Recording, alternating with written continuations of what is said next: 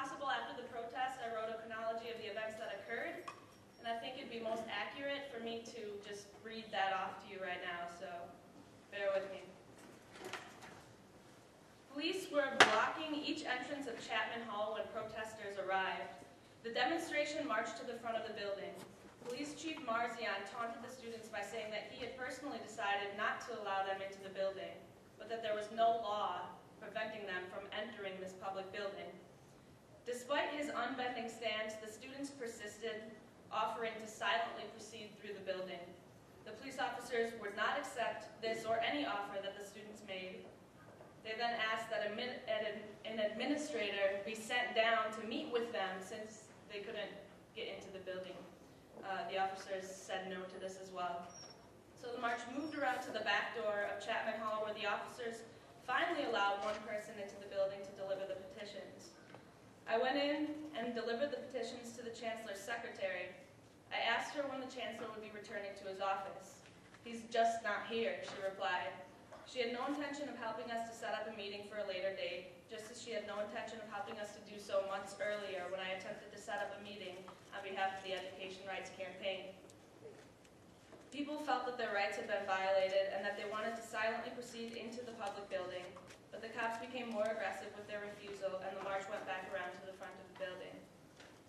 As the crowd gathered around the door for a second time, the cops began kicking and beating students, tackling one to the ground before telling them that there was a specified distance that had to be maintained between the protesters and Chapman Hall.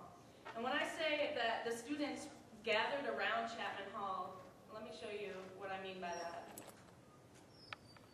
Democracy looks like! Tell me what democracy sounds like! This is what democracy sounds like! What does democracy sound like? This is what... So that's just a real short clip of what looks like a typical protest to me. So after the police became more aggressive, the students backed away but continued chanting. One cop appeared at the back of the protest and arrested 2 of the demonstrators and hauled them off to the back of the building. The demonstration followed, chanting "Let them go," and the crowd began to chant peaceful protests as they tried to encourage humane responses from the police.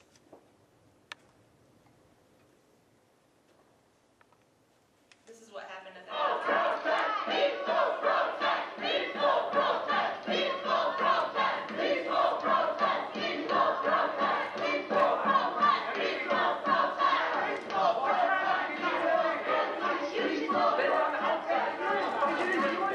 They didn't do anything. Let them go. Let them go. Let them go! Let them go! Let them go! Let them go! Let them go! Let them go! Let them go! Let them go! Let them go! Let them go! Let them go! Let them go! Let them go! Let them go! Let them... So, as you can see, the people being arrested were pretty confused. And the cops then dragged them into the back door, and other demonstrators who tried to follow were again prevented from entering the building, which sparked another round of chants. The cops began spraying heavy amounts of mace soon afterwards directly into the eyes and mouths of chanters. I was sprayed in the throat. I was hurled over, coughing hysterically. Others were screaming as they tried to rinse the mace from their eyes. Several protesters' eyes were red and badly swollen for some time afterward. After this happened, a couple of snowballs were thrown toward the building from the back of the crowd in retaliation. This is the only thing that we see depicted of the protests in the media. March organizers announced that we would be using peaceful means of demonstrating, and the crowd quickly went back to just chanting peaceful protest. Shortly thereafter, a police van was called in as backup, and the protesters were told to leave the area. One protester asked what ordinance had been violated, and the police responded by arresting her. As students moved away from Chapman Hall, police began arresting students seemingly at random. Police Chief Marzian arrested the African-American student. Joel showed the footage of that, so I won't talk about that again. But this was also seemingly random. The police began to inform the protesters that they had to leave.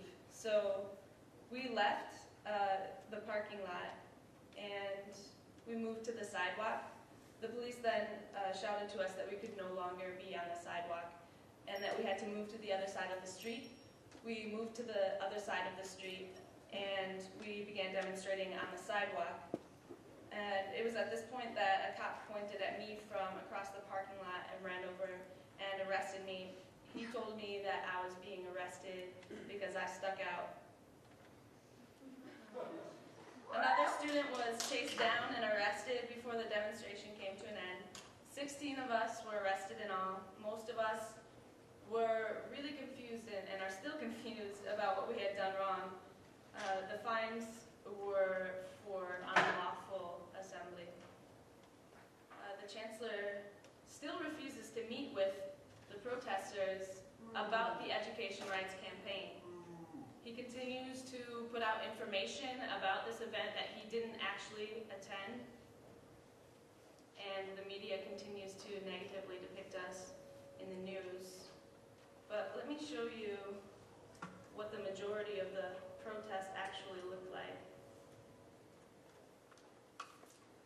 Here.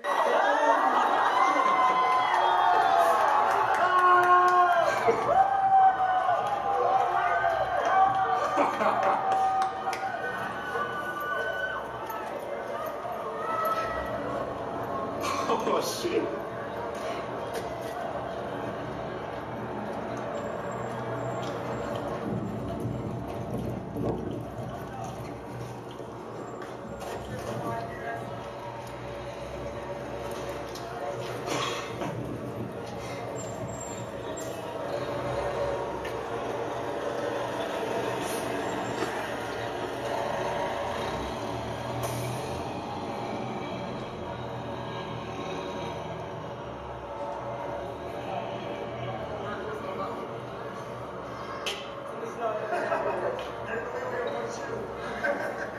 Hey man, I need my shoe, man.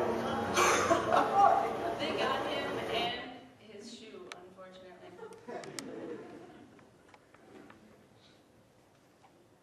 Got a couple more videos for y'all.